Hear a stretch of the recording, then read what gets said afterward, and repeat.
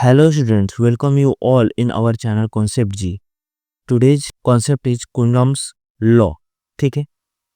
The force between two point charges is directly proportional to the product of their charges. देखिए, दो point charges है Q1 और Q2. ठीक है?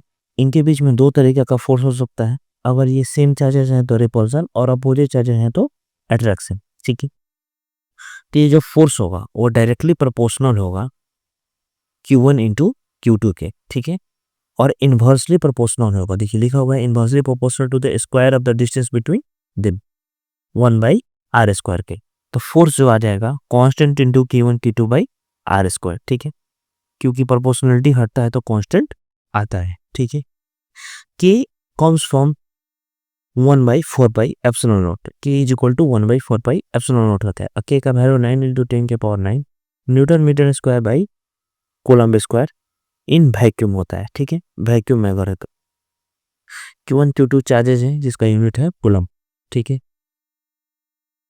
अब देखिए हम लोग इस फोर्स को वेक्टर्स फॉर्म में भी लिख सकते हैं, जहां पे R जो है unit vector along the line joining them. ठीक है, यहाँ पे हम एक चार्ज Q1 ले लेते हैं, एक चार्ज Q2 ले लेते हैं.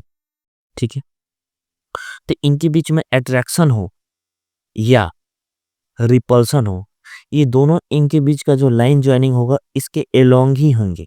ठीक है, force is always along line joining point charges. यहाँ पे जो आर कैप है वो unit vector along the line joining आते हैं प्रिंसिपल ऑफ सुपर पोजिशन पे.